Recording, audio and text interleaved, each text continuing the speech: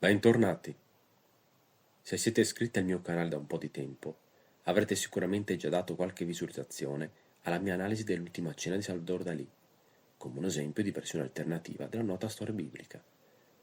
Per secoli il punto di riferimento per rappresentare questo soggetto biblico è stato ovviamente quello di Leonardo da Vinci. Ma le rivisitazioni di questo tema non sono proprio un'invenzione dell'arte contemporanea, come quella di Salvador Dalì, che vi ho mostrato prima, perché già nel corso dell'arte moderna abbiamo versioni dell'Ultima Cena un po' fuori dagli schemi. Una molto nota è quella di Paolo Veronese, oggi alla Galleria dell'Accademia di Venezia, che costò al pittore un processo per eresia. Sempre in ambiente veneziano abbiamo un'altra versione particolare, ma meno eretica, che ha come tema appunto l'Ultima Cena.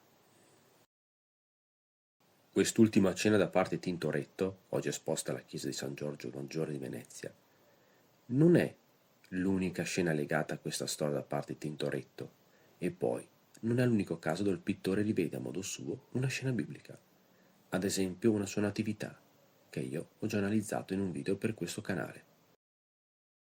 Siamo ormai alla fine della Controriforma e all'inizio del Barocco.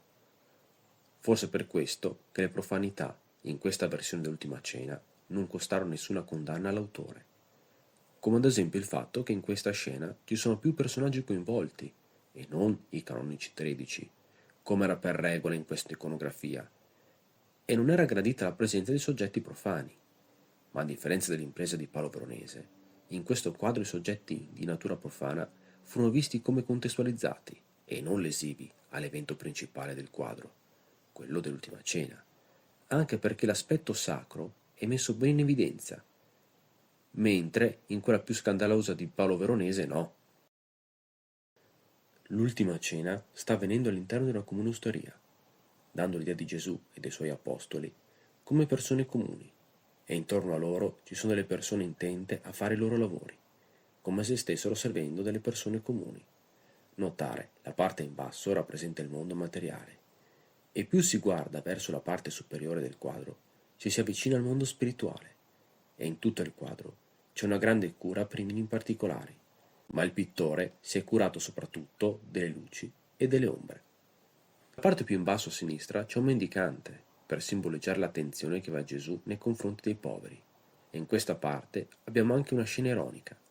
Un cane sembra che stia seguendo un gatto e quest'ultimo, per scappare dal cane, cerca di nascondersi in un cesto. Il cane e il gatto stanno involontariamente disturbando le persone impegnate nel loro lavoro all'interno della taverna.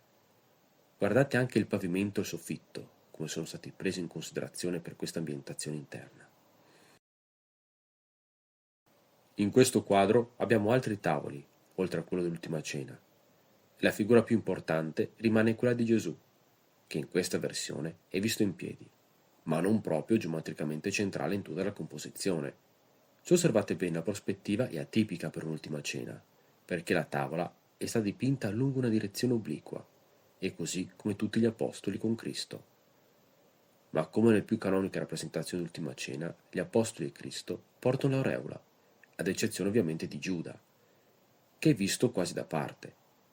Le aureole sono perfino diverse da come spesso vengono rappresentate. Le aureole sono la principale fonte di luce in questa oscura ambientazione, e la parte qua davanti della sala è più luminosa rispetto a quella più lontana. Altra importante fonte luminosa è questa lampada d'olio appesa sul soffitto, qua a sinistra, che sembra essere una specie di porta per il paradiso, il confine tra mondo materiale e mondo spirituale, perché da questa lampada fuoriescono degli angeli, che poi si diffondono nella parte superiore del dipinto. Gli angeli sono visti proprio come delle anime, delle creature soprannaturali. Se li guardate bene sono trasparenti, in quanto sono solo spirito e non sono più corpi, e sono indipendenti dalle leggi fisiche del mondo materiale. Questo quadro porta con sé un grande potenziale spirituale, forse perché è legato alla condizione di salute complicata del pittore, che nonostante la vecchiaia e la malattia era ancora capace di fare grandi lavori. Questo quadro fu l'ultimo lavoro che completò, e solo poco tempo dopo averlo completato, nel 1594, scrisse il suo testamento e morì pochissimo tempo dopo averlo scritto, e ovviamente ad aver completato questo quadro.